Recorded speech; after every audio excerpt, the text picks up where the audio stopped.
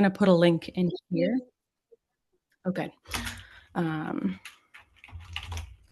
am going to put my website in here so that if folks don't already have the slides downloaded and you want them, or if you want image descriptions, I did that extra bit for those who will benefit from it so that you don't even have to ask. It's just right there, because that is actual accessibility. It is surprisingly difficult to make that happen, I am learning, which is very unfortunate, but I did the best that I could with that. So I hope that it works for everyone.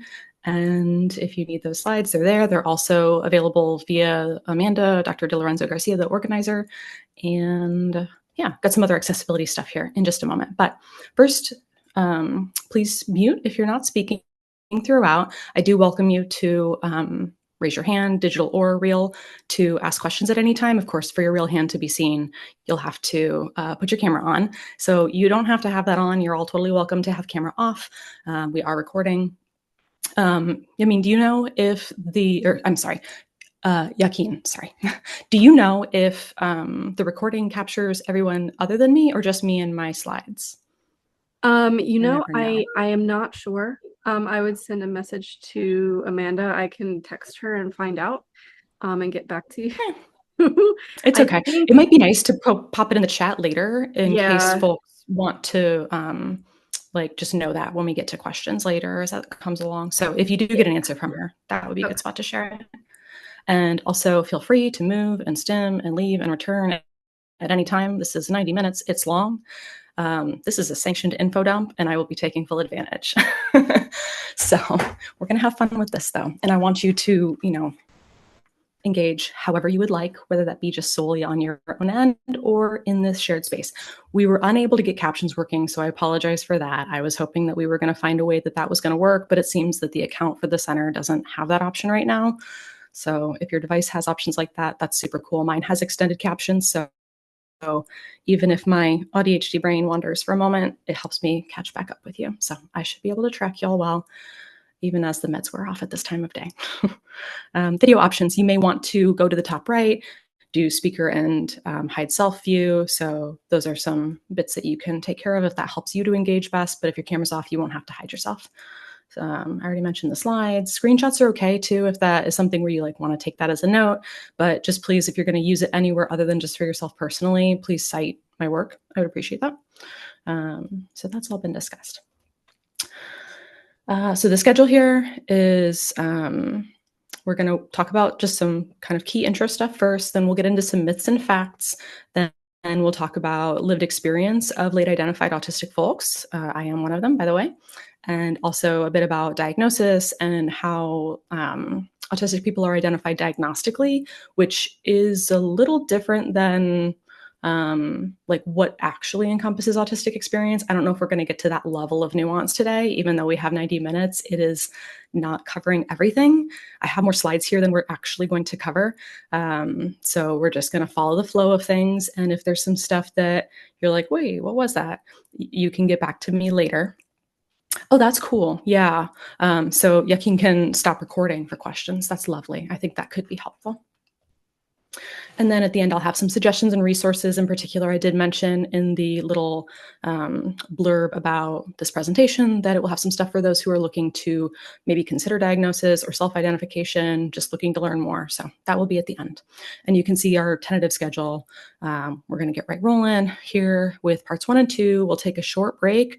I'm going to scarf a little dinner because my blood sugar is one of my sensory sensitivities, and then we will get back together pretty quick to make sure that we have lots of time for more content as well as some questions at the end. If we don't get through all the questions you have in 5 minutes, I can stay another few minutes before I go sing my kid his bedtime song.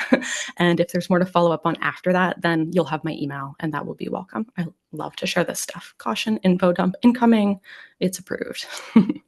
So a little bit about me. Dr. Stephani Jahn, PhD, licensed mental health counselor. I use she, her pronouns. And if you think of it, I prefer gender neutral references, so like person instead of lady, but I'm not too concerned about folks remembering that all the time. It's okay. My license is in Florida, New York, and Indiana, and I have diagnostic privilege in all of those states. New York, it's a special designation. I've been a therapist for 13 years, lots of experience in crisis and trauma. And in the last few years, I've specialized more into autism, ADHD and neurodivergent concerns, looking to expand more into maybe OCD in the coming year because that co-occurs a lot, but always working with complex trauma throughout everything that I've done because that overlaps these ND populations. And I am providing ND-friendly diagnostic assessment and education for adults specifically. So that is my work emphasis. I am a late identified ADHD plus, meaning I have other neurodivergencies too, in addition to being autistic and ADHD. I'm also a crafter. You can see some samples of my work in the picture for fun. I'm married and I have a super cool 2E preschooler who drew this really cute leprechaun for your pleasure. I'm sharing it. So just to get us oriented in case folks are not familiar with certain terms that I will be using, I want you to know some essential bits. So neurodiversity means all of the human diversity that includes our different neurocognitive styles or brain styles. So the ways that our biology also leads to our ways of being. And that's just part of natural human diversity. And our neurotype is the descriptor for any individual person's brain style. So neurotypical, and you can't really see, but it's the white, there's a white block next to that word there. Neurotypical is anyone whose brain naturally conforms to neuronorms. And so that's just sort of like the general expectations, which of course that varies across cultures. So this is something that isn't like a set in stone universal specific thing, but it's really just when a person's brain allows them without harm to themselves, without undue effort or distress, to be able to conform to those expectations.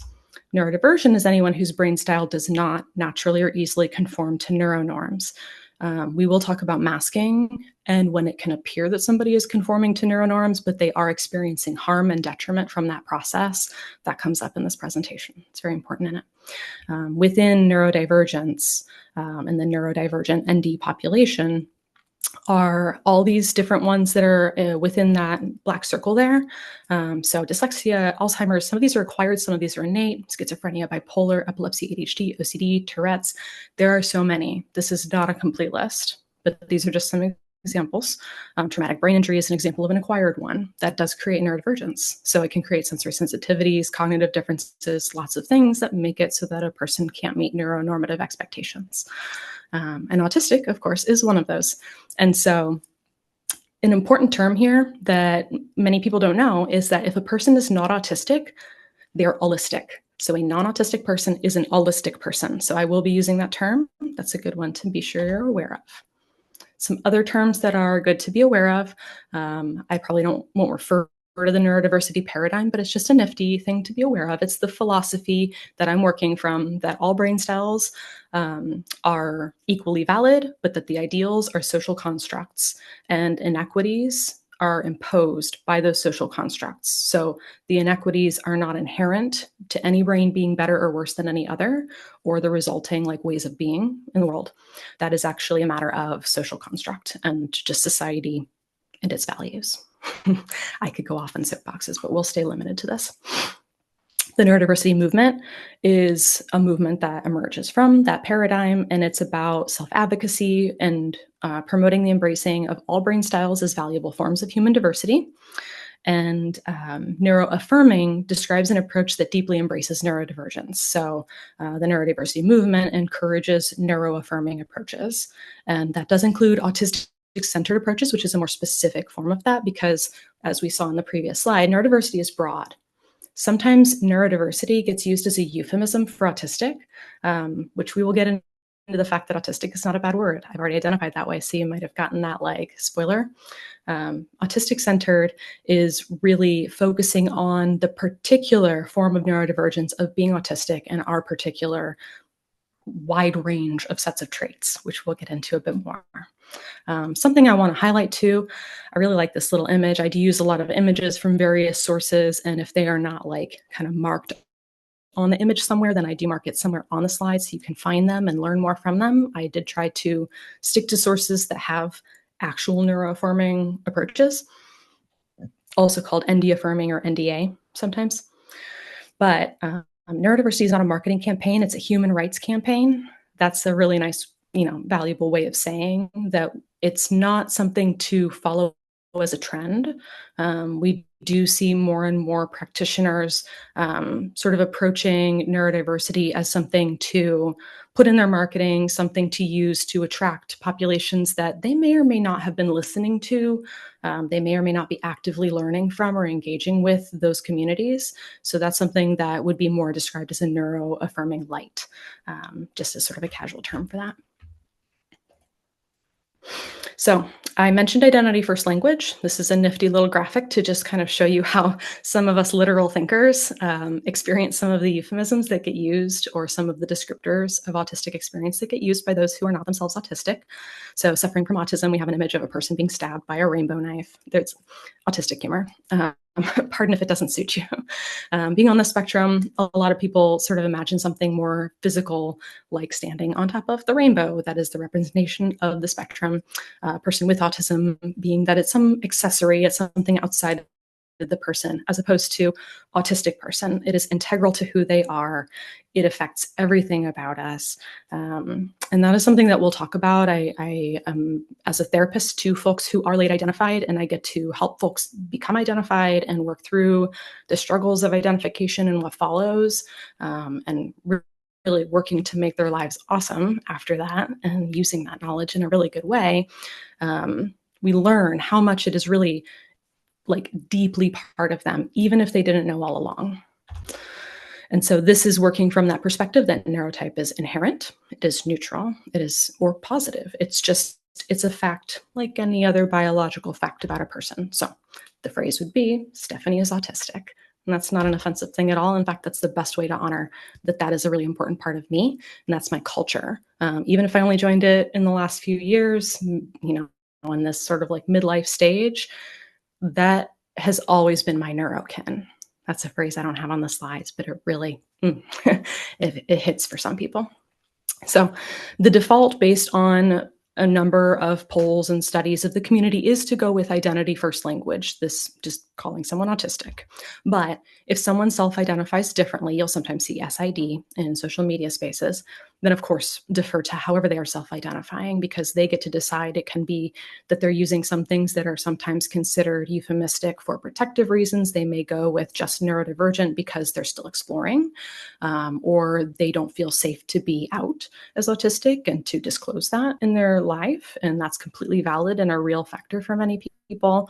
Or perhaps some folks were diagnosed as having Asperger's syndrome back when that was a valid diagnosis. It no longer is, because they realized, and this is getting a bit into part 3, but all the diagnoses, PDD, NOS, autism, and Asperger's, were actually getting differentiated according to where someone went for diagnosis, more so than what they actually were demonstrating as their traits. So they just, in the most recent DSM, smash them together. So that's where we get a little confusion sometimes, where people are like, oh, but wouldn't you be this other thing? In the old system, yes, but we realized that wasn't so valid. So another good piece of info to consider is the social versus the medical models of disability. It's basically asking about where's the problem, which again, under that neurodiversity paradigm, we're going to realize that this isn't something inherently wrong with the person, but it's actually a factor related to the environment. So that's the perspective I'm coming from. I'm going to leave this to be one of those slides you can go back to later if you want. It's got a neat graphic on it. Another important concept is that disability is not a bad word. I like this image because it helps to capture some of the diversity within the perspectives of the autistic community. So it's got an image of 2 arms that are kind of clasped in this strong embrace. And on one arm, it says autistics who feel they're disabled because of their symptoms. On the other arm, it says autistics who feel they're disabled because of our social and economic systems. And in the middle, where their hands clasp, is agreeing that disability isn't a bad or dirty word and shouldn't be used to put people down. So some autistic folks do say, like, it's really rough when they don't know when they have to go to the bathroom. They don't know when they have to eat. They don't, it's a struggle when their mouth won't make words in a mouth word focused society. And so that's starting to bridge a little bit. It's really hard for me not to see things from the social model, I'll be honest, that in my perspective, I do land on the side where it's more, it seems to me that all of those things could be embraced if everybody experienced those and society normed around that. We would have appropriate supports built in. We would have timers for when to go to the bathroom. We would remind each other of when it's time to eat. Like, these things would be normed instead of ostracized. So it's a little hard for me to get over onto the other side, but I want to validate it because my lived experience does not represent everyone's. And that's very important. So yes, many but not all autistic folks consider ourselves disabled. And what can be really mind-blowing for some of us who are late identified is realizing that there was disability all along, because again, it's innate, it's not acquired. Our autistic experience can morph across our lifetime, and I'll talk a bit about more about that later. But the revision of the life experience for someone who's identified decades into their life, like midlife and even later sometimes, but even in their 20s, late diagnosis is anything after like age 10. So into like adolescence and beyond, which of course is a huge portion of the life. Anybody who's identified then just has a lot of reviewing that they very often will do. And it's hard. It's hard work to go back and realize like what was missed, what was lost. A lot of folks will do some inner child work with me around those unmet needs that were there. So that's part one, just the intro stuff. Gonna take a sip of water and a little breath here. And if you have questions about that part so far, feel free to pop those in the chat while I do that. Check it time. Okay, not bad, not bad. I just, my brain just popped up to me, the autistic accent. What is it? It's monotone. What is it? Oh, it's a funny thing where Matt Lowry will say like, it's something about like monotone, monologuing, pedantic, and like these sound derogatory, but like these are things that we just sort of like can own that they are the perceptions of how we talk. And sometimes there's better words that we can find. But one of the pieces of the autistic accent is difficulty regulating breathing while we speak. So I'm catching my breath. It comes up in podcasts. Sometimes it's funny and we just own it. It's part of our biology and our social way of being and excitement about our topics. So anyway, the first myth that I'm tackling here in the myth and truth section is that autism is whatever TV character you may choose, particularly those who are overtly coded as autistic. They're very rarely explicitly, but if they are, it's the good doctor or Rain Man, basically. But the truth is, if you've seen one autistic person, you've seen one autistic person, which is a phrase that is very common in the community. So I like this little graphic. It kind of shows how autism is portrayed in the media. A little white boy who's looking at his device and has his headphones on, or a white man who is both of them thin, and the man is also like, they both are sort of straight-faced. The man's wearing a suit, not really doing anything. But what autism actually looks like, we've got this diverse range of folks who have visible disabilities, who some are covering their ears, others are playing with toys, some have their hands in their pockets, some out, all different skin tones and hairstyles and expressions on their faces. And below it says we are all different. So I also like this one. Anyone can be autistic. The autistic community is a wonderfully diverse community made up of people of different nationalities, genders, sexual orientations, and religious beliefs from all over the world.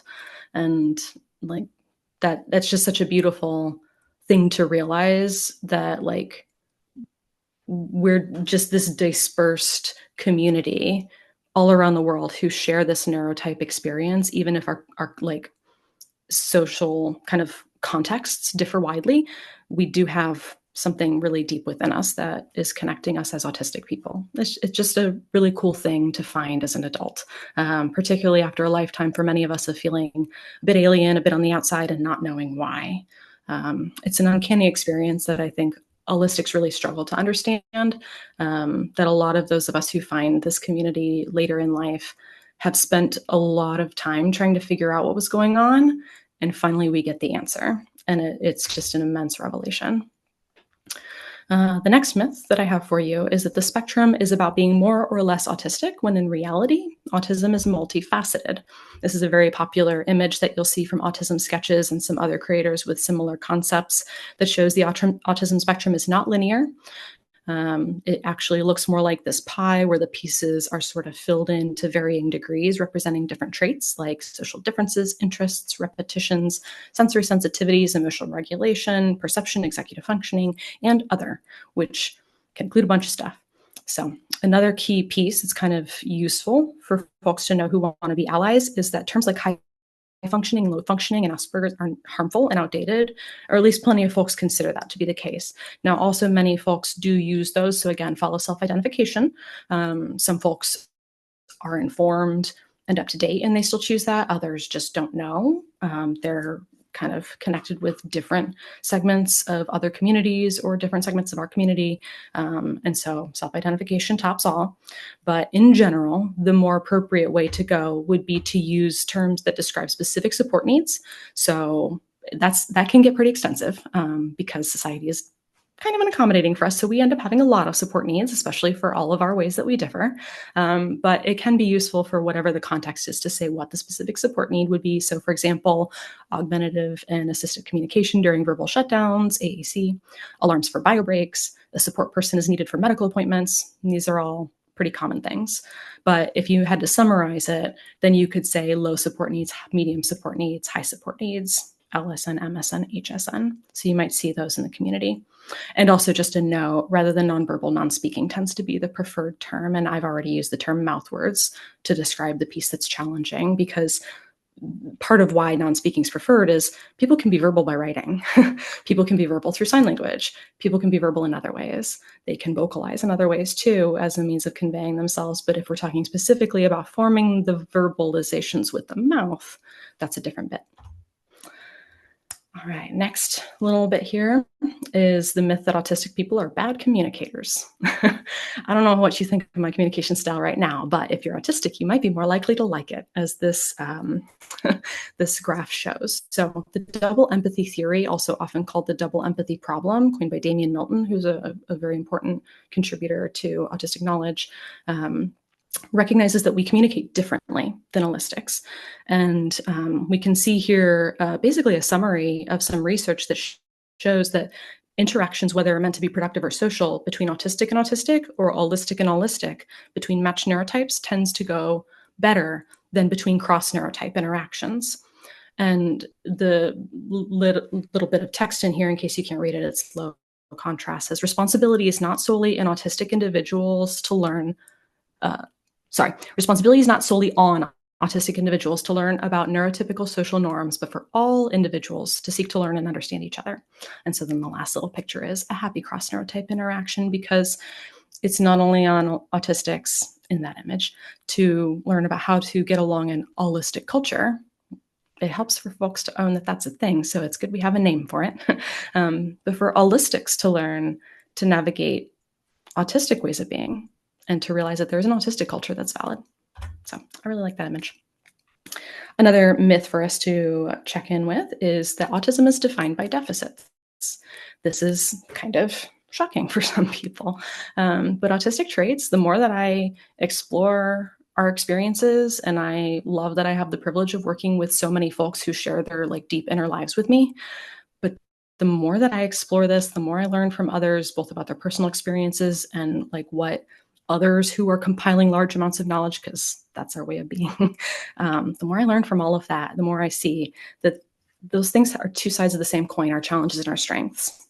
So memory, sometimes it's rough to remember a lot of things. Sometimes it's a fantastic strength. Our passion and our focus can be so life-giving and can lead to a fantastic work ethic. It can lead to successful careers. That's what we're here for. Hello to this info dump.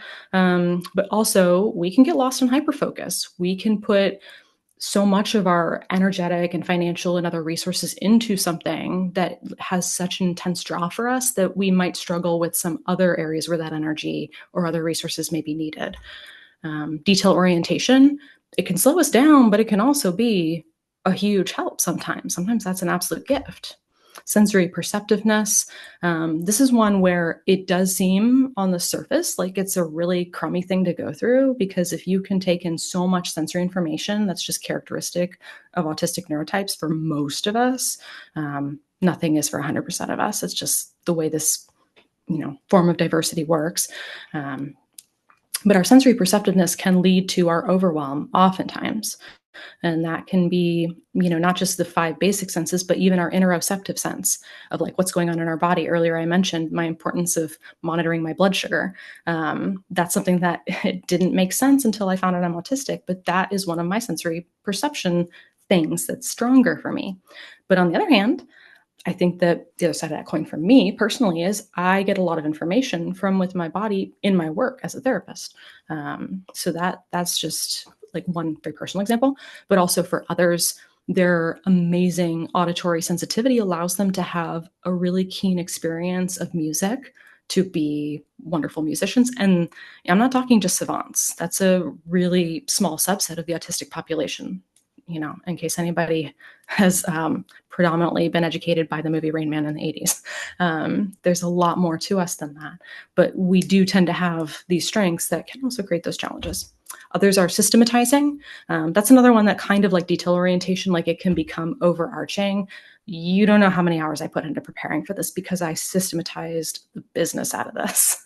I enjoyed it. And also, it's a good thing that this date came and will pass so that I will move on to some other things because that urge is strong and wonderful too.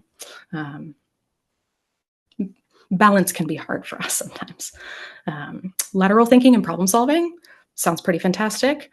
And also, it can be something that the way that that works for a lot of autistic brains, other people won't see those solutions as like meeting holistic priorities. And so that's one where just that with an autistic sort of cognition and approach and experience of the world, it could be a fantastic solution, but it may not land for other folks. So that's where it can be like a challenge, but it's contextual, like anything. Sense of justice and integrity can be so powerfully valuable in the world and really painful to bear. That's just a really heavy thing for a lot of my clients to live with. And pattern/inconsistency recognition, that one gets people where they're like, we've been down this road before. I don't think we should be doing this. And then everybody else is like, no, it's fine, it's fine. And so it's a gift because there could be some sort of foresight for that, but it's also a challenge when maybe others don't share that trait and may not acknowledge it, or there can be sometimes if you combine that with some anxiety, it can take up a lot of mental space and can get a little bit big in terms of how it impacts life in challenging ways. The next myth is that we're all a little autistic. Anyone ever heard that one? Sometimes those of us who are late identified get that one. Usually it begins with, it's okay. We're all a little autistic, as if it were bad to be autistic, but that's not what we're saying sometimes. Now, granted, when someone does get diagnosed, oftentimes it's because there has been suffering. And so it may not seem like such a great thing to them up front, or it could be an immense relief to know why the suffering was happening and to realize there's a road out of it. That's the perspective I encourage, but that's not where everybody's at. There are rough parts of it, and it does take a certain amount of resources and the privilege to have that, to be able to arrange things in one's life to be accommodating when the world is not set up that way as a default. But the truth is that autistic profiles are a distinct arrangement of human traits. And so that's, I think, where that myth kind of takes hold. Is like, yes, autistic traits are human traits. That is true. But not all human traits are autistic traits. So the way that we differ is that our traits oftentimes they're to a greater extent and to a greater impact. So with our human traits are appearing with more frequency, more intensity, more duration. They're having more impact on our well-being, on our relationships, lifestyle goals, things like that. Our traits also differ in terms of the unevenness of the profile. So you saw that pie chart graph where different traits were kind of coming out. If you also look at more traditional sorts of measures of like someone's ways of being and cognition and things like that, you will see more spiky profiles in terms of skills. So that's where you get something like someone who has some like developmental delays being categorized for them, but then also having some really strong traits in other areas of living. And another kind of piece that sounds a bit the same, but I'm talking more in terms of timeline. So the unevenness is a given slice within time, but the timeline of the development of those slices is also something that can be uneven or can have those delays where something will develop later. One theory of how autistic socialization develops for some folks is that we just have like basically sort of some of the adolescent skills like kind of lock into place and fall into place later. But I think it's a little bit tricky because some of that may just be like we're actually figuring out how to mask and it's taking that long. But some things I think maybe just developing later that happens earlier, and it may happen later in life too. And then inconsistency is another one. I don't see it like explicitly mentioned as far as like what makes us different, but we have nervous systems that tend to be very responsive and slow to come back to our baseline. And so our nervous system states are having a really big impact on what you see of us very frequently. So for a late identified person, that's part of why we sometimes get misdiagnosed as bipolar, for example. Our nervous system state is making us seem really different in like different contexts, and the context can be a very broad thing. It's not necessarily what's happening right now. It's, you know, very often the last straw on the camel's back that you're seeing the effects of, that plus all the other little straws. And so that's actually what I mean when I mean context. And also autistically speaking, context is like a whole bunch of stuff because we're bottom up thinkers. So I hope that the amount of detail that I am like giving for each thing I talk about isn't too much. I hope the slides help kind of guide that a little bit if you need a bit less. But you do have the video. You can go back, watch it at whatever pace you prefer. So I like this little meme. It comes from Autism Wellbeing. It says, autistic experiences are human experiences. And it's got this sweet picture of like a little kid and a grown up having fun together. And says, this doesn't mean we're all a bit autistic. It means we're all fully human. That makes sense, I hope. Another myth is that autism is acquired. The fact is that autism is inherited and innate. There is no environmental factor that has better explained autism than genetics. There have been lots of studies. Environment can influence how traits present, but genetics explains most of the variation in who is diagnosed. We also know that correlation is not the same as causation. Researchers have found correlations between autism and certain factors, but correlation means that they appear together, not that there is causality happening. And just to drive that home a little bit, the more Nick Cage movies there are in a year, the more people drown. Is Nick Cage producing movies causing that? No. Are people drowning causing Nick Cage to make movies? No. So here's another really good one that's actually autism specific. Organic food sales and autism. You can see those lines are like right alongside each other. So is organic food causing autism? Not sure I've ever heard anybody say that one. So that's just interesting to keep in mind. I also do have a link for discussion of the vaccine controversy with a podcast link after like some images on Facebook. So that's good if you're interested in that, to learn a little bit more about that piece.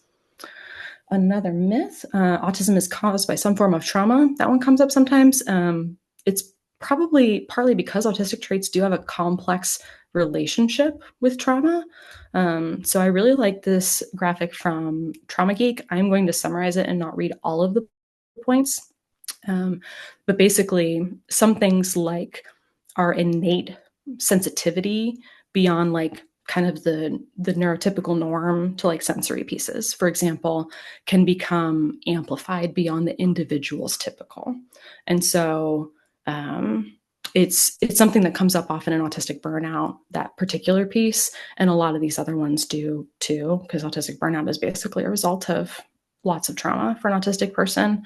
And that trauma may not be like explicit single incident trauma. It may be just the complex trauma of autistically existing in an holistic oriented world without effective supports. And sometimes that means a lot more than what a person can access. Another one that's a really interesting one is that meltdowns are an innate part of an autistic person's nervous system regulation cycle. Now, safe meltdowns, when they start going into self-harm or like going over into like shame spirals with shutdowns and suicidality, like that's a different thing. So as this graphic shows, like those are more like getting pushed beyond that typical cycle. And there's complexity to all of this, and I'm kind of moving through things quickly. So forgive me if you're like thinking like, oh, but what about this? And you can ask these questions in the chat and I will loop back to you. This is another one that's really interesting. High need for autonomy and external demand avoidance as something that's pretty common for autistic folks. But then when you start getting internal demand avoidance, like I don't want to go to sleep, I don't want to eat, I don't want to like whatever, like it's really just sort of become this very innate, constant fight, flight, freeze thing. That's what the F's are on there. Just having this like response to anything, even something we want to do. That's more like showing autistic trauma distress symptoms. So that's just a little bit of that to show that complex relationship. And then I think this is maybe the last slide in this section. Then we will, I think, take a break. That there's an autism epidemic. Autism prevalence is increasing due to counting, not contagion. And I have a couple slides on this actually. So everyone's autistic these days, that phrase. It's just an interesting comparison. The graphs don't line up as well as the organic food and autism prevalence, but the history of left-handedness really shows the trend that many people think that we're going through right now, where identification is taking a sharp uptick because stigma has gone down and identification has gone up for a variety of reasons, which I will discuss. And this is another really interesting comparison that breast cancer diagnoses rose by over 300% between 1973 and 1992. Was there a breast cancer epidemic? No. Mammograms were implemented for screening in 1976. Prevalence is a function of being able to correctly diagnose something. This is also about autism. That's a post from Dr. Andrea Lev. So that's something that I hope you'll keep in mind anytime that you sort of hear like, oh my gosh, this panic, because really there's a lot of reasons why identification is increasing. I like this graphic that summarizes some of the really core parts. I'm trying to remember which book I've read. If you look at my Goodreads, it's on my resources page. I have reviews for various books that cover some of the history of some of these things. I've been kind of into that lately. It's pretty cool stuff to just like know about context again. But if you look at the history of the development of like just researcher and clinician awareness of what is autism, I already mentioned the fact that we realized that we were having these false divisions that were not clinically useful. They were just sort of like, who did you see for your diagnosis? And that's going to say more about which one you end up with before DSM-5. So that's why we put those together. And another really big one that you can see is the broader criteria in 1994 is a big one. The reason that in 2000, IDEA, including autism, that's going to start to motivate people to seek diagnoses. So this is kind of going along with the bullet points on the slide that when there's a diagnosis for access dynamic that's going on, people want access to resources. So they're going to seek an actual diagnosis instead of limping along on their own because, hey, the system says it's got something to offer, but you have to get this official label. And that's important. The MCHAT in 2006 is another really big one. If that screening is being widely adopted, then that's going to get more people to start looking into this. It's going to lead to more evaluations. There's also been an increase of public awareness and information sharing, also some reduction of stigma. So more people are willing to, like on their own, explore this. In clinical recognition of varied presentations, I'll talk a little bit more about that, but there's a lot of different presentations listed there that are more recognized.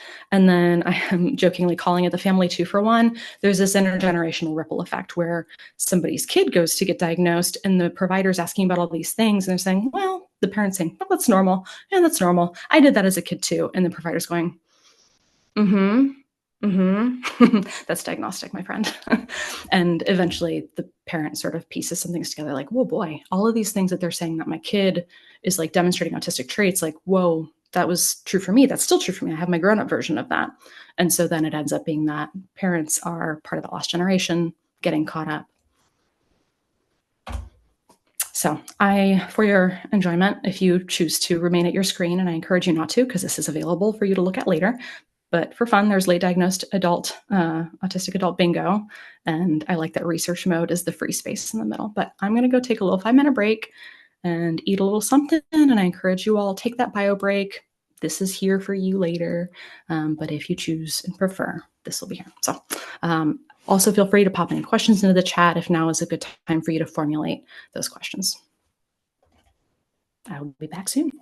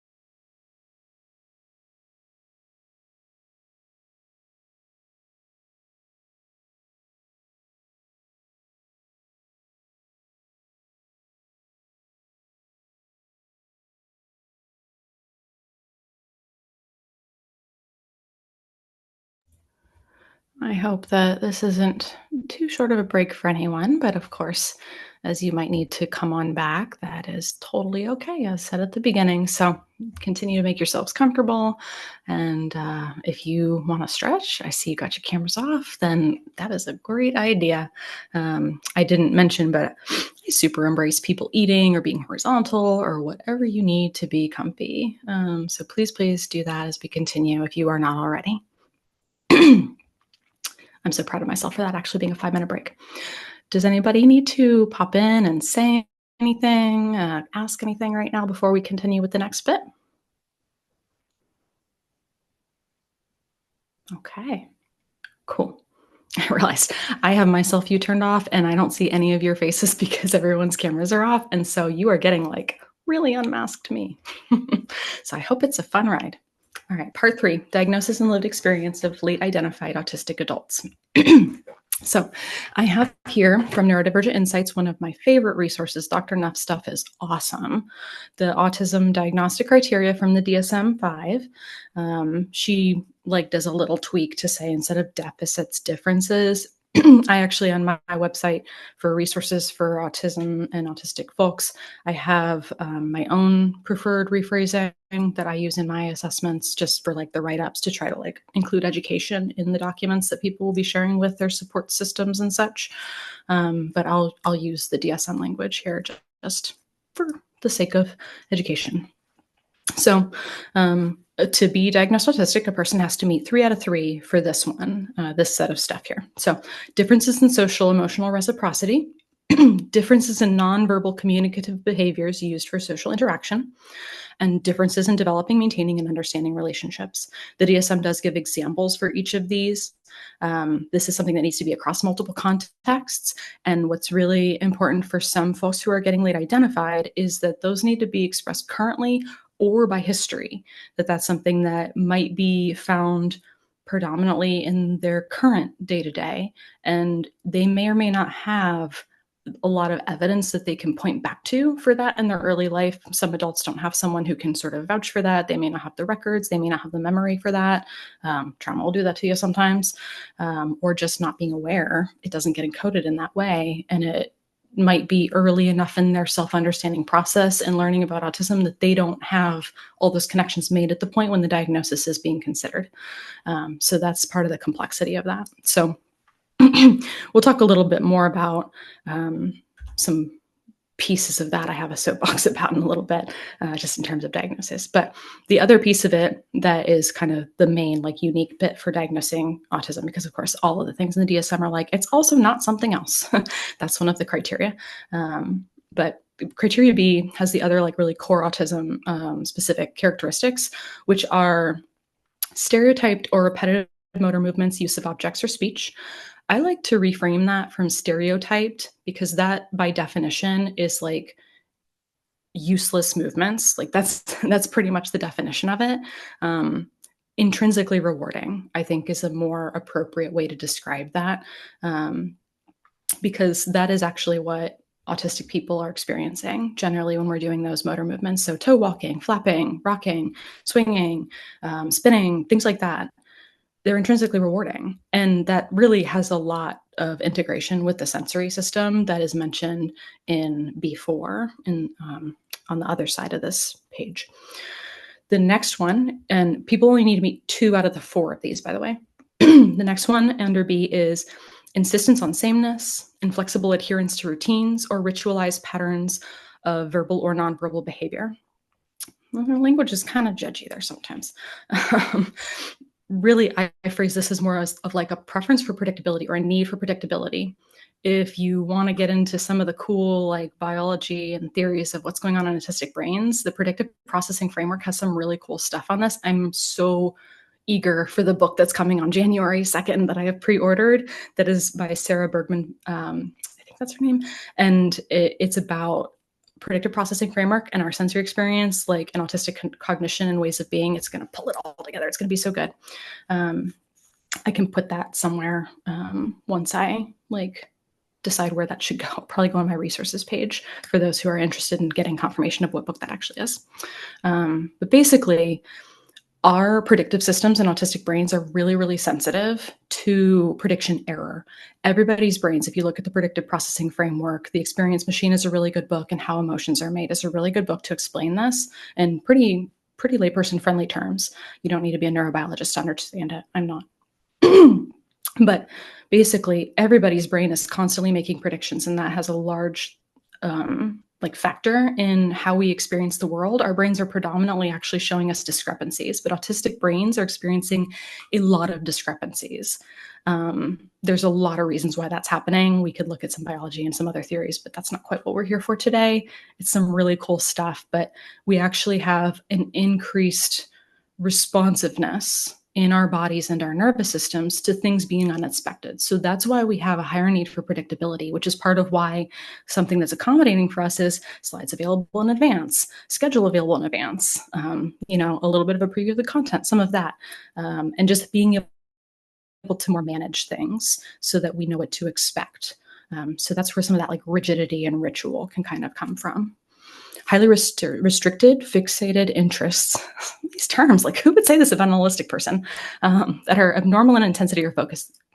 As an aside, there are actually some pretty interesting descriptors of neurotypical spectrum disorder and things like that are floating about out there, which is just kind of interesting. Another really good one is the Land of Flurb section in the Adult Autism Assessment Handbook, I think. Yeah, it's that text. And it just flips the whole script on its head, where it's if autism was the norm and holistics had to figure out how to exist in that society. It's just a cool illustration.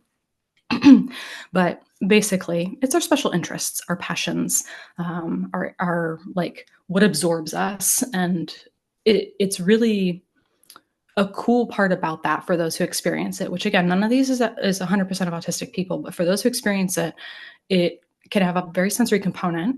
That's part of it. And also it can create sort of a framework for how we experience the whole world. Like everything can sort of be hung on to this framework. It becomes a point of reference for like anything, which is part of where holistics find us a bit annoying when we talk about it because it shows up everywhere. Some of us have more socially acceptable special interests than others. I like that term personally. Not everybody does. It is special to me, and it does greatly interest me. But I don't mean that in the like pat on the head, like childlike way, like good for you with your special things. More like it's very meaningful to some of us. Highly restricted or specialists. Thank you very much. We could really have friendlier terms, but basically 2 out of 4 of these need to get met. And it's sort of forming that overall criterion B of the restricted repetitive patterns of behavior, interests, or activities. I'll be curious to see how this criterion develops over time, frankly, because I think that there's a lot that underlies it. That'll be very interesting to see how, like, those who create the DSM watch that emerge and the knowledge that forms around that, especially as autistic researchers are having more contributions. Yeah. And again, that's currently or by history for all of those. I have a soapbox. I'll try to keep it limited. False ruleouts. The DSM says, for example, e.g. means that these things might be the case, but it's not that they must be the case, i.e. There are many ways of being autistic, and autistic people can make eye contact. Some can even do so naturally and comfortably. It's not always a painful thing or a masking thing, because we don't all have the same traits. Some can be partnered and married. Literally, people get denied diagnosis for this. That's just absurd. It's a genetic thing. Like, this has been going on for a long time. I'm here because of like a long line of procreating autistic people.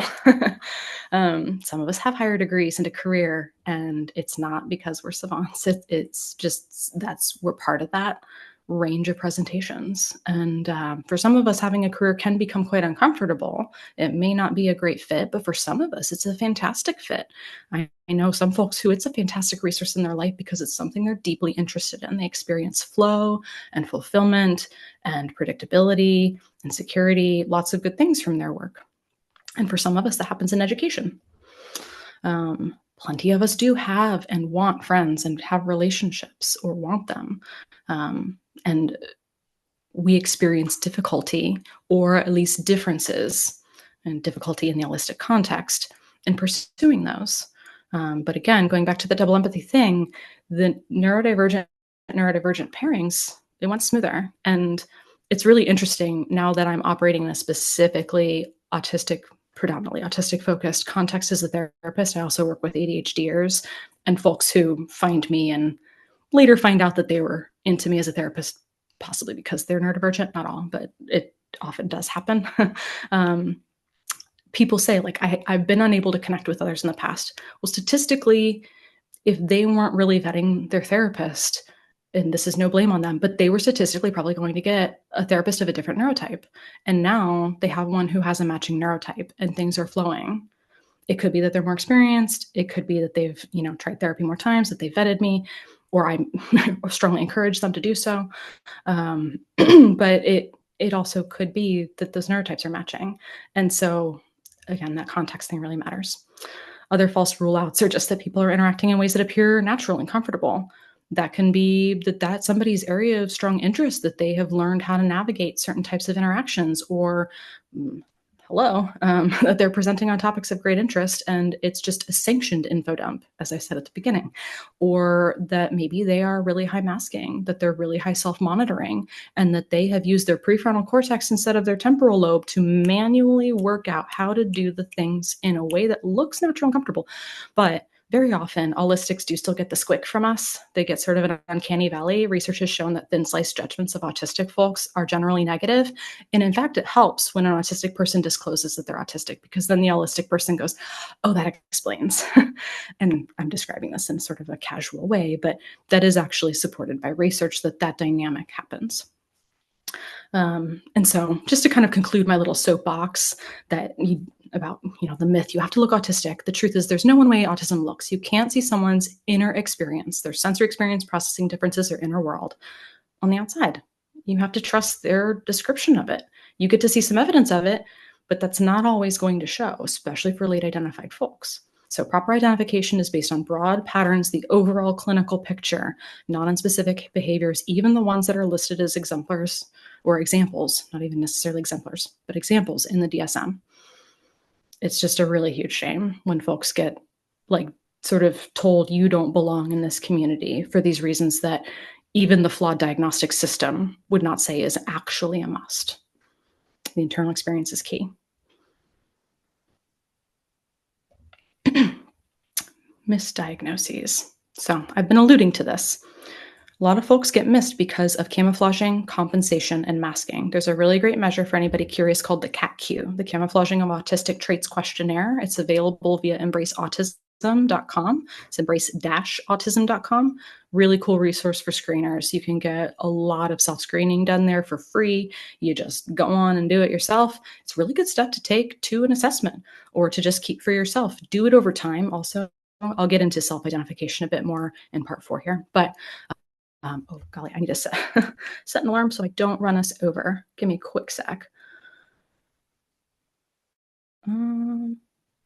This is my external brain introducing you to my watch, and I'm going to make sure that we don't run over. Okay, go.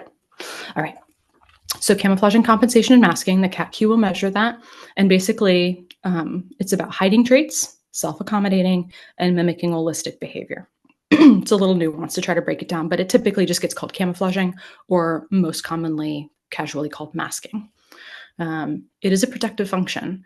Not all autistic folks can do this. We can do it to varying degrees. Sometimes we, after discovery, will lose some of the ability to do it. We go through a process, some of us called unmasking, which is very much a process. Some mistakenly consider it a binary thing where you're masked or you're unmasked. It's much more messy than that, and it's much more ongoing than that. But it can be conscious, but a lot of it's also unconscious. It can be voluntary. A lot of it's involuntary. And that's really important because it's a harmful thing. But if it's an involuntary harmful thing, that's where we really need appropriate accommodations to help avert the harm that comes from that. There's also sort of, I'm calling them non-traditional presentations, or just like under-recognized presentations, that as the criteria are broadening, these folks are like running into providers who are a little bit behind the curve or don't understand like different various cultural presentations of like being autistic. And so I've already mentioned like interest in social topics or acceptable topics. Those folks can get missed. It's sometimes called like female autism, but that's not really a fair way to describe it for the non-binary folks and like guys who also like present in that way. So that's another false dichotomy. That's outdated and not actually useful terminology, but the concepts behind it are like the presentations it talks about are. Again, those who desire connection, are empathic, are emotive. ADHDers, autistic ADHDers are going to be some of these folks, but not all. And I'll talk about that. Oh, did I? Until 2013, this would have been part of part two. But until 2013, an ADHDer could not be diagnosed or recognized as autistic according to the DSM criteria. And so a lot of autistic people were diagnosed ADHD and sent on their way. And until 2013, there was no opportunity to reevaluate that. And I'm going to guess that there wasn't like a bunch of publicity of like, hey, ADHDers, like 50+% of you are probably also autistic. That, that's taking time to trickle. And that's part of why that number is still going up. And another sort of misdiagnosis pattern that can happen is those whose lifestyle is just already accommodated. So people who are in a family where there's plenty of neurodivergence, that may already be happening, or adults. It's sort of funny when people say like, you don't look like my autistic nephew. Is your autistic nephew a 40-year-old, adult who has all these like control factors that they are able to manage in their life? Like, are they able to live alone? Are they able to be in charge of all the scheduling in their life? Are they like, no, it does look different in children. So adults can really self-accommodate, at least in some ways, in many situations, but not all. And I've mentioned special interests as a career too, something that just sort of hides some traits as normative expected, like, oh, you're just really good at your job. I'm not going to go over all of the autism iceberg image, but that'll be there for you to check out later. But basically, people think autism is being emotionless and a genius. And then in reality, there's all this like suffering and intensity and like just various experiences of nuance that are underneath that we will talk more about here momentarily. I've got this chart that is just nicely summarized in this meme where the guy's reaching out to the butterfly and the guy is labeled mental health professionals and the butterfly is labeled autism in females. Replace that with any non-traditional presentation. And then at the bottom it says, is this social anxiety or a personality disorder or OCD or an attachment disorder? A lot of misdiagnoses happen. And this is just my sort of like slapdash compilation of some of the ways that like differential diagnosis can get tricky. So sometimes I've mentioned already that ADHD alone or neither ADHD nor autism might be diagnosed prior to 2013. It just couldn't have been. And ADHD and autism tend to have strength and challenge profiles that will often cross-compensate sufficiently that people won't get caught as having struggles because, oh, well, you like to go out and do new things, so you must not be rigid like an autistic person. Oh, you have really great systems for remembering things, so you must not be forgetful like an ADHD person. Oh no, we're just self-compensating. That's part of that. And some of it's natural and innate and then like intrinsically motivated, but some of it's also very effortful. And so, that's where it's important to allow that identification, that it's not always a sustainable pattern.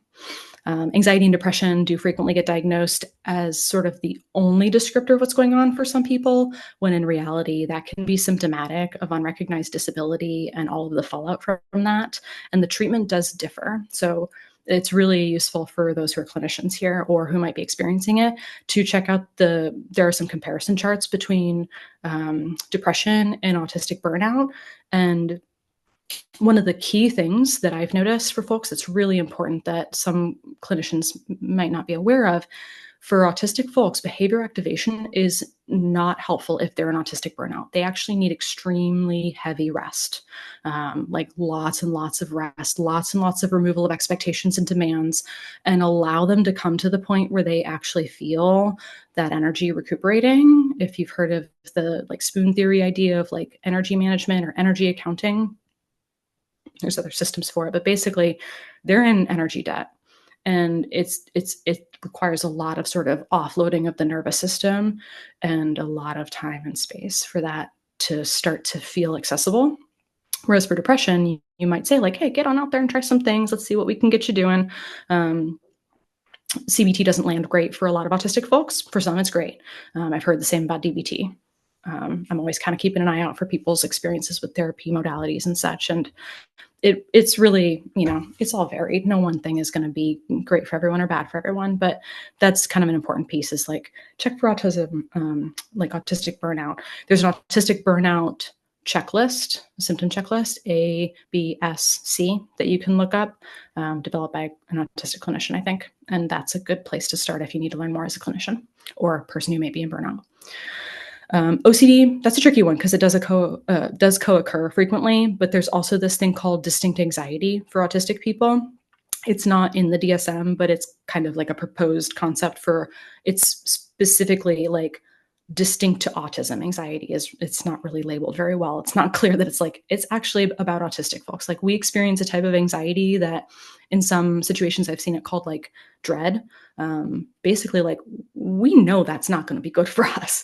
And that feels bad to know that that thing's going to happen. Like, I have to go to this event and I feel that that really has to happen. And I don't expect my needs to be honored. I don't know what kind of food, for me, that was always like, I don't know what kind of food they're going to have. And it's going to be really awkward. And people aren't going to like it if I bring my own food to make sure I'm going to be okay. And there's just like this whole sort of process that can get rolling for us for our various reasons. Like, it's going to be so bright, it's going to be so loud. What do I do? People aren't going to like my accommodations, things like that. And so that's called distinct anxiety. So that's a cool thing to look into if you think it's relevant for you or folks you work with.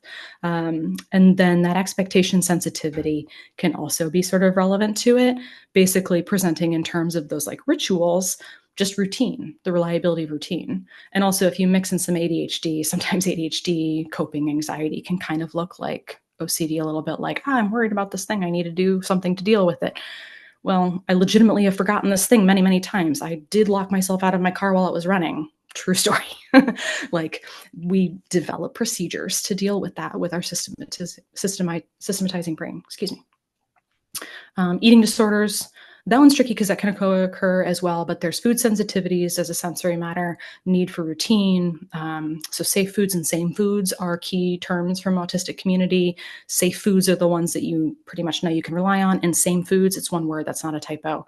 That term refers to like just eating the same thing over and over and over and over. And eventually it may wear out, like you're not going to want it again, but it's a very like reliable thing. That level of predictability for some foods is very important and helpful for people. It's regulating and supportive. And then, of course, add in stress. I already mentioned sort of how we can get misdiagnosed as bipolar earlier. And then borderline personality adaptation disorder, some call. That can actually, sometimes it can co-occur, but it can also be the mistaken kind of diagnosis for rejection sensitive dysphoria. That is predominantly known as happening to ADHDers. Like 95+% of ADHDers say it's the worst part of being ADHD. It is rough, RSD, but autistic folks do experience it too.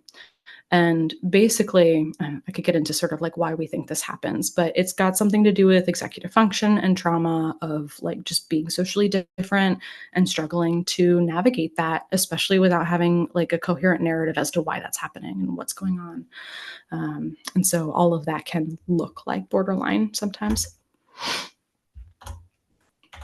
So minoritized races, cultures, and genders are traditionally the most missed populations. The research defined what is autism. And so then we have a diagnostic model based upon that, which is white, male, and high support needs.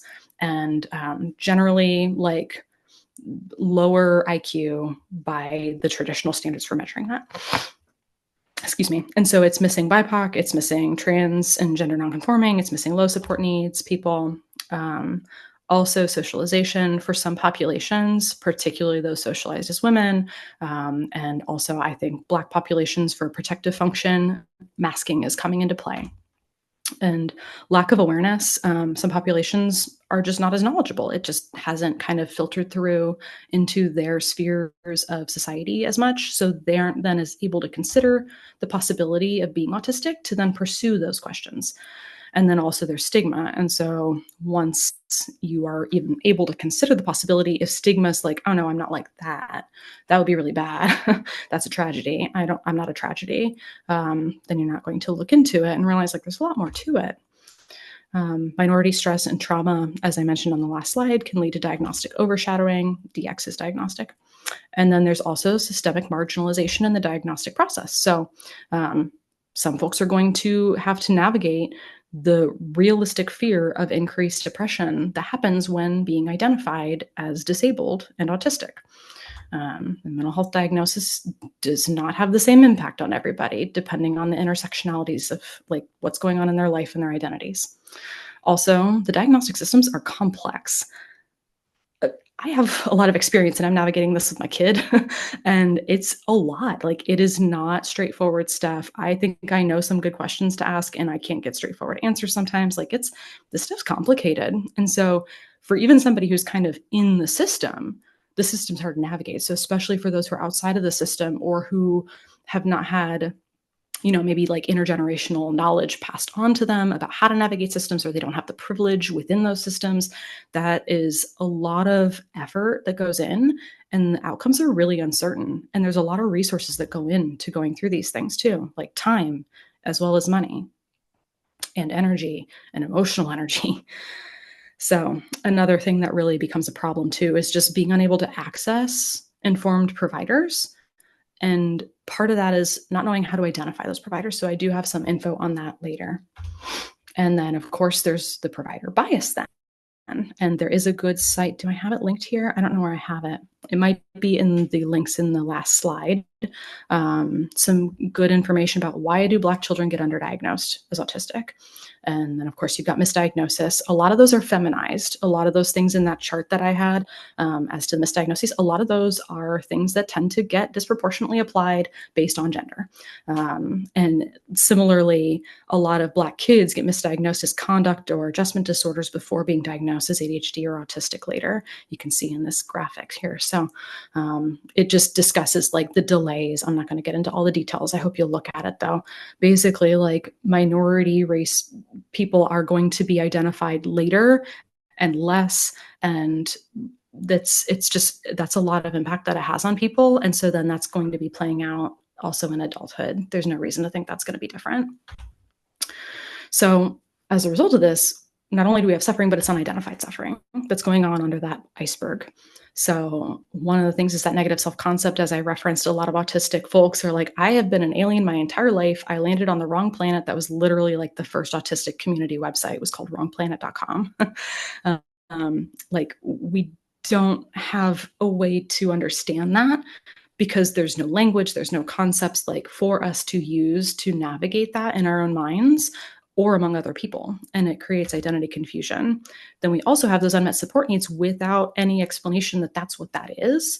And so then we just feel like we're failing as humans and we end up over functioning, and we can have restraint collapse or burnout that can then follow because we're our own support people whilst being disabled and unidentified and not knowing what those support needs are and not knowing how to meet them. It's just a bunch of compounding stuff that's really rough on folks over the decades.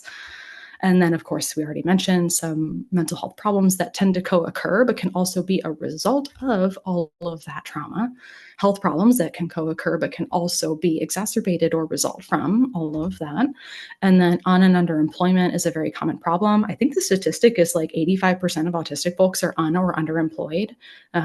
It may be unemployed, if I remember correctly. I don't have a source on that right now, but it's a pretty commonly cited one that you should be able to find if you want to look at it. I already mentioned burnout, and I have a slide on that coming up.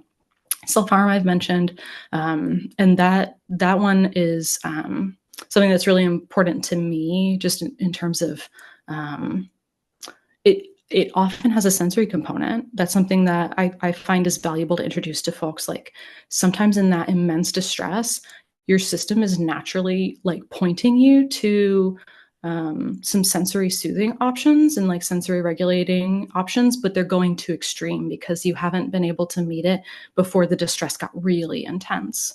And so just like all the other support needs that need to get integrated before the level of distress is so high, that also is something that like maybe you realize like, oh, the format in which that self-harm occurs might actually be showing you some of what your nervous system sort of innately knows that it needs, but how can you do that safely? How can you do that as a daily sort of practice of nourishing and nurturing as opposed to like distress? and reactivity and out of control, and then suicidality too. And so I've got a slide on that. But before we get into that, it's worth noting that a lot of autistic folks are LGBTQ plus, and we do have a higher risk of suicide because of those compounded challenges. Autistic females, and I think just probably non-binary folks may fall into that as well, are more likely to attempt suicide compared to autistic males. Maybe the research only addressed those two.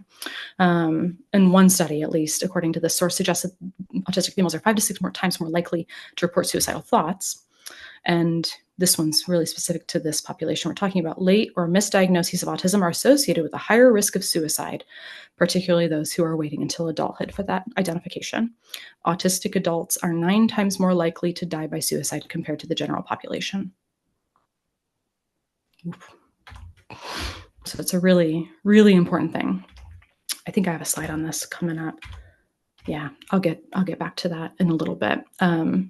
One of the things that can often exacerbate some of the worst things that are happening to folks in that suffering is autistic burnout. It can result from the suffering, and then it exacerbates the suffering further. So these infographics, I'll let you kind of peruse on your own, but basically autistic burnout involves 3 or more months. It's a chronic thing. This is not in the DSM, but researchers have like sort of created this understanding of it, and there's research on it. That's some really good stuff out there. Limited, but good. And it's the way that I described it when I went through it. And I still consider myself like on a good end of the recovery arc. I'm in a maintenance zone with that. That it's like being burned out for your job, like occupational burnout, but for everything in life. And for me, because my job was my special interest and I had not lost access to that enjoyment, for me, it was everything in life except for my job. And so like, yay, that works in capitalistic society. I'm surviving. Like that is okay. But in everything else in life, all of the purpose of doing that surviving was not going okay. It involves loss of skills. It involves like intense exhaustion and fatigue, a lot of cognitive difficulties, a lot of like sensory overstimulation, more meltdowns, more intense meltdowns, more shutdowns, things like that are happening. One of the primary causes for this is masking. And so a lot of the late identified folks are those who are having masking going on to greater degrees and for longer periods of time.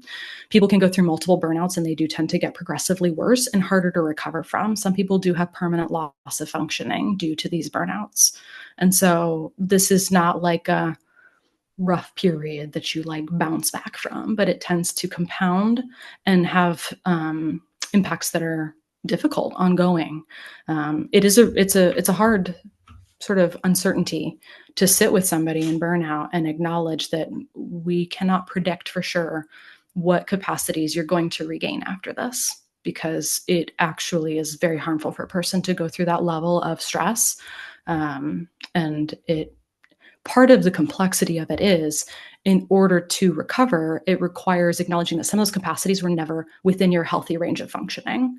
You were over functioning and it was causing damage.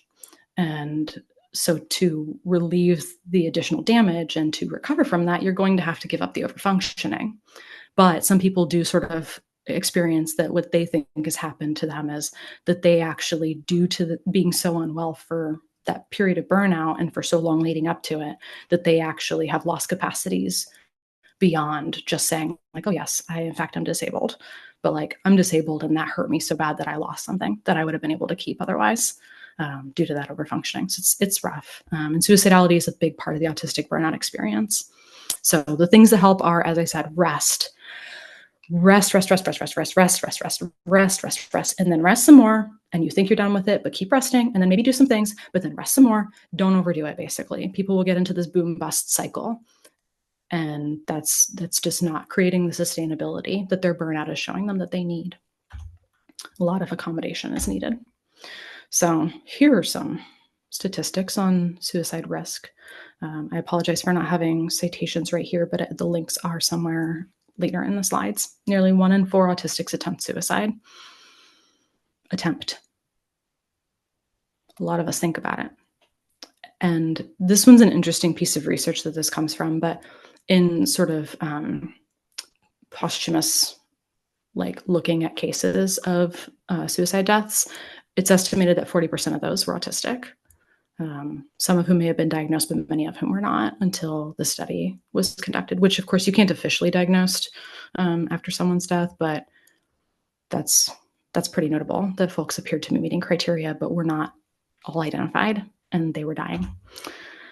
So for those in suicide prevention and for those who are suffering, know that you are not alone and that there are some important options. So this is a good graphic on how to support an autistic person who is considering suicide. And my golly, I've only got 3 minutes left till questions. So staying not judgmental, using your resources and checking in. And really, I think the thing that I would add to this is just, I think keep an open mind kind of capture this, but really just follow their lead, be present, learn what it means for that unique autistic person to receive support. What is support for them? They may have a hard time describing that, not only because of verbalization difficulties, which can be amplified by stress, but also they may not know. They may be in a process of discovering that. And so your openness and patience is going to be really valuable. A lot of us cognitively slow down when we are in that level of stress. It may take a while. I remember a call that I had in distress, and I lost the ability to use my words to describe what was going on for me. Part of that was because I was feeling judged. And when that happens, just staying there with the person, trying to suspend that judgment can be really helpful. So here are my favorite prevention resources. Wellness Recovery Action Plan is so adaptable for so many circumstances, and it really allows the tailoring for an autistic person to figure out what works for them. And it's got some really nice non-pathologizing language throughout. And then I love it just because it's got so much range. It can cover anything that someone's dealing with. It can help to have somebody work through it with someone. And then the neurodivergent friendly workbook of DBT skills is another pretty good one for learning some valuable skills for prevention. Okay. So benefits of identification, I'm going to quickly go through it. Reducing suffering, validating and meeting needs, self-understanding, belonging to community, learning to thrive autistically. So I like this little meme. Being late diagnosed hasn't made me more autistic. I grew up not having my needs met. I'm now more me than I've ever been. And yes, that includes being autistic. So challenges can include unmasking, as I've referenced, skill regression, as I've referenced, others' perceptions, so their biases, and disclosure risks of bias. I like this meme, but I'm not going to read it all right now. I do encourage you to go back to it, because it's basically the doctor saying, like, you need to unmask or you're going to really get hurt. And people saying, like, it's just funny how you're more autistic now. Well, that's what the unmasking is. That's the survival real effort that's actually needed. In most cases, many cases. Suggestions and resources, self-identification tips, learn from good resources. I've got a bunch listed here. Try autistic solutions. Hang out in autistic spaces, including online. Keep records of what you notice. The diversion of resources is a myth. Some people will hear that if you self-identify as autistic, that you are taking away something that is meant for a real autistic person, and I will refrain from cursing about that right now. That is a really unfair thing, because your self-discovery, if you're reflecting on your possible autistic identity, or if you are self-identifying and are feeling concern about that, that doesn't hurt anyone. We live in a world where there are not really resources, as this meme so playfully expresses. Your self-identification could save you. I mean that from the bottom of my heart, how much that matters. It's so important. Please don't dismiss anyone's self-identification. If they have genuinely reflected, if they have done any of these things with like real engagement, that's not a frivolous thing. It's an incredibly important thing. Self-advocacy, just got a little quickie graphic here. I'm not going to spend the time on it right now, but I hope you'll visit it if it would be valuable for you. Allyship skills as well. Basically, listen to autistic people is a pretty good summary. I encourage you to visit that. And I really like the graphics at this neurodivergent insights link that I have here. If you're considering formal diagnosis, I actually have a whole page on my website that's dedicated to the different considerations for that, the pros and cons. So we pretty much talked them through, but some things that I haven't mentioned are that sometimes getting a formal diagnosis can be a barrier to things like certain careers, sometimes medical care like gender affirming care, which can often matter to a lot of autistic folks. A lot of us are trans. It can matter for immigration for some countries because they do calculations of the level of burden that a person will be versus the level of productivity from very capitalistic and non-community focused standards. Sometimes legal outcomes like custody, life insurance, things like that. And I know I'm getting really close to the end. I just want to pop in there that a lot of folks think that assessment is just what is often referred to as a full neuropsych assessment, which is done with a neuropsychologist, but there are also the middle road options. So when I say simple confirmation on this, I mean, just like you're with your therapist understands diagnosis. They're like, bingo, that's you. But middle road options would be more like, let's learn about your traits. Let's get you a full profile. Like, let's get you a write-up, something more like that, where you're doing like interviews and self-assessments and self-report and like clinicians really doing some differentials and such. That's kind of the middle road. And there's just a lot of ways that looks. So I do describe some of that more on my diagnosis considerations page as well. For finding helpful providers, I have this list of really cool options for finding someone, and then this resource for how to identify somebody who is affirming. So if that is something for you, I hope you'll check it out. I am going to be working on getting up an educational group for self-identification. I have to figure out a lot of logistics. So check out my homepage, and I will put a very excited banner up whenever I figure that out, hopefully in the coming months, probably around spring, like 2026-ish. Probably not imminent, but you can email me if you want me to let you know. I will create a list. That's how I tend to work, is like my executive functioning needs some aids. And so I will set that up for folks to get an actual notice. I see that heart. So if you're into that and you want to explore that, it will be educational. It will be like not a diagnostic result because it will be an educational group, but it will give you a lot more information, somewhat like today, but with more room for discussion. People just have their cameras off. So it's not like that kind of interaction, but I actually do love interaction. So here's more links and references. And we have 2 minutes for questions, but I'm not actually in a super rush to get out. So if anybody wants to pop any questions in, the chat's been really quiet, but now is our time for that. And you can see my